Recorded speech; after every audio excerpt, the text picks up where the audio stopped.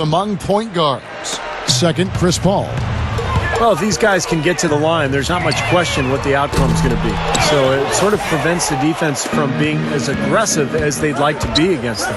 That's exactly right. I mean, you'd rather dare them to make a shot than risk sending them to the stripe. That's almost free points for them. At least there's a chance they'll miss from the floor. The thing I love about Chris Paul offensively is the great job he does of balancing his own scoring with setting up his teammates. And when he scores, the Clippers are so difficult to defend because then you have to commit defenders to him, and that's when he starts getting the ball to his teammates. And no good on the technical, so unable to pick that one up. And the Cavaliers making a change here. Selby's checked in. You know, on defense, even on an inbounds play, you can't leave three-point shooters alone on the perimeter. They paid for it there. Paul kicks to Griffin. Poked away. And stolen by Kyrie Irving. Boy, it's so impressive to see a young guy like Kyrie Irving carry his team's offense, and that's exactly what he's done. He's able to score for himself or find open teammates with his ball handling and passing. So the ideal point guard for a young team. And, you know, another exceptional quality for Kyrie being a player so early in his career is how calm and collected he is at the end of games. I mean, he looks almost like a 15-year veteran late in games. The Cavaliers trail by 14. Selby defended by Paul. The kick out to Irving. The three. No good. And it's the Clippers taking it the other way. Earlier in the game, they had a 19-point lead. And you mentioned Chris Paul's great passing last season, playing in Los Angeles, even with more help offensively. Clark, his points went up and his assists went down. You know, but part of that, it was rumored the New Orleans scorekeepers there were a little generous with how they notched his assist total. His passing is still terrific. Perhaps just graded a little differently, Kevin. You know, that is something that goes on, how assists are totaled from arena to arena.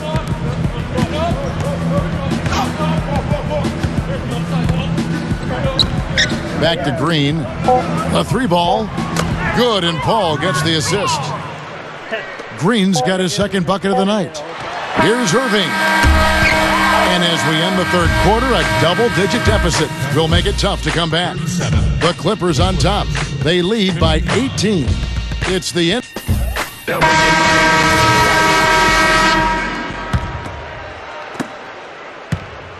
Clippers leading by 18. Thompson and Zeller, they're inside. Selby is out there with Dion Waiters. And it's G in at the 3 slot. So that's who's on the floor for the Cavaliers. You know, we've all talked about the athleticism that Blake Griffin possesses. And what I've noticed already is he's got some grit to him as well. This is a tough guy. He'll dunk on you and give you the stare down. He comes at you nose to nose. He's got a nice edge to his game that you see in a lot of the great ones, and just has to continue to add to his skill level as a power forward. Powers down the dunk. You know, that kind of play will get you some brownie points with your coach, no doubt. And with your fans too, Clark, on a big dunk like that. And even with the announcers. Oh, yeah! We all love it. Paul dishes to Jordan. Good on the shot. And the Clippers lead by 20. Going back to what Clark was saying about Blake Griffin, it seems like he's starting, Steve, maybe to wear on other big men a little bit, the big dunks, the little stare downs. Do you sense, Steve Kerr, some resentment brewing here toward him? Well, if there is, I think that's a good thing. I mean, if you're the Clippers, you want players who are competitive and a little nasty, and I think Griffin's got that. I think that's what makes him special. It's not just the athleticism, it's the competitive nature. And as long as he channels that the right way and continues to work on his game, it's going to suit him awfully well. The feed to Waiters. The Cavaliers again can't hit. Boy, they've been all over the glass. Big advantage in the rebound totals. Yeah, that's really carried them in this one, guys. I mean, those one-and-dones have really set a nice tone and let them establish this lead. The drive by Paul. Here's Butler. Butler missing again. Kind of rare to see him come up empty on a wide-open look. Now the pass to Waiters. The tray. Here's Thompson. Green with the rebound. Green's got his third rebound on the night. Outside Butler. And a great assist by Paul as that one goes in. 21 points for Butler. The lift they've gotten from him today has been huge. I mean, he's been steady offensively and has helped them get out in front here so far. And the Cavaliers call time here. Caron Butler out of UConn really has become a jump shooting three. Pretty athletic in his younger days, but now just uses that strong body, about 6'7", 230 pounds, to get his shot off. Luke Walton's checked in for Cleveland. Caspi comes in for Waiters. The Clippers also changing it up. Crawford comes in for Caron Butler. Eric Bledsoe is subbed in for Chris Paul. And the foul on Eric Bledsoe. That's his first foul. Last quarter of play, about 2 minutes in now. Here's the screen. Now Casper. Shot clock at 6. They double him with Green. And the Cavaliers call time here. You know what, guys? Caron Butler is a volume scorer. I mean, he loves to shoot and knock down that mid-range jumper. It's a relatively flat shot, but he's pretty lethal with it. And Cavs coach Byron Scott, of course, a distinguished playing career, 14 seasons, mostly with the Lakers, where he was part of that Showtime crew. He won 3 championships with L.A. Lamar Odom, he's checked in for Eric Bledsoe. And there's the shot clock violation. Couldn't get the shot off in time.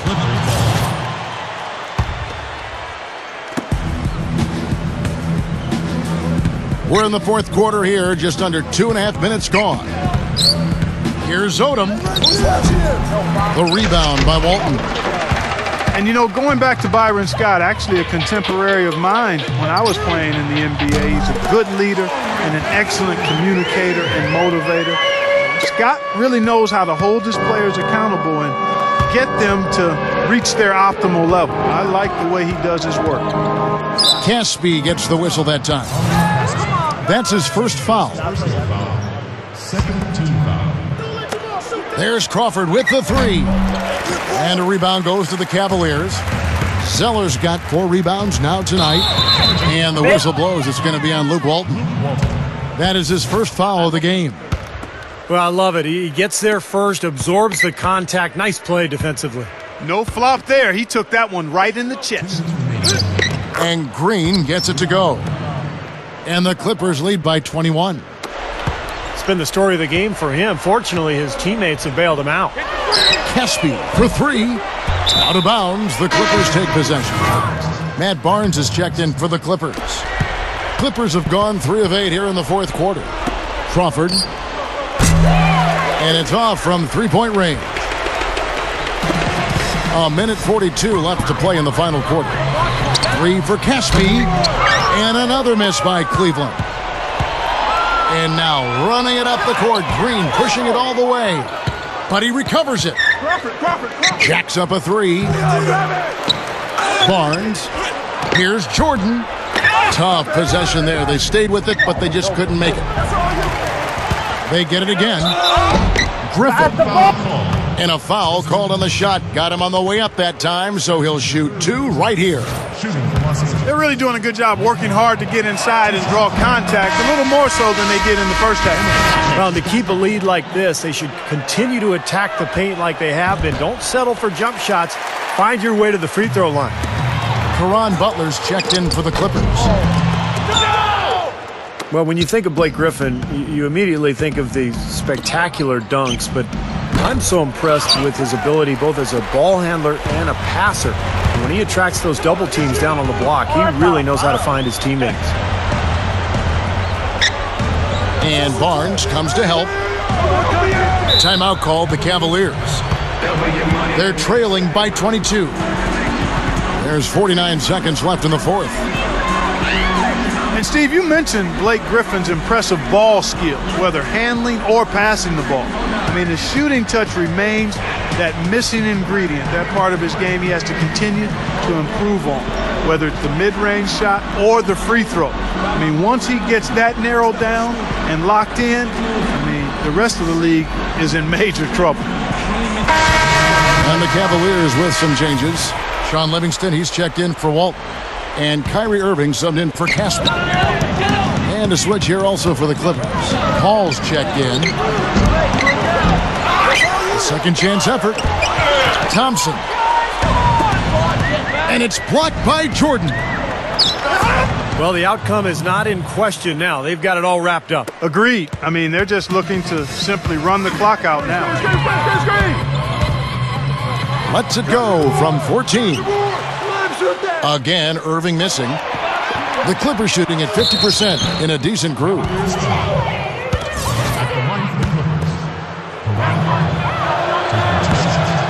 Free throw, good Butler.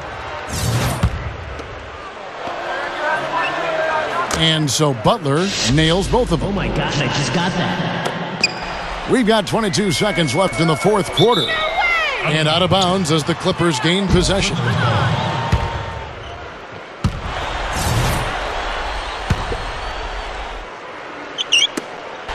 "19 seconds left to play here in the fourth." Well, for the Clippers, they can just run out the clock. Fires the three.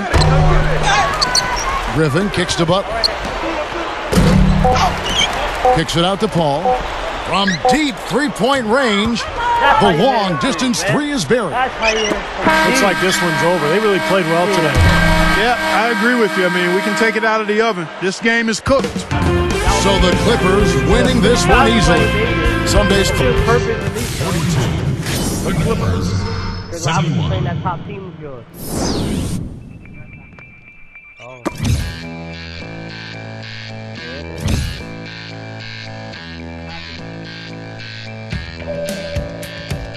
We played them. They got lucky. Y'all played as number 3. And y'all got spanked. I think we won. I got a million ways to get it.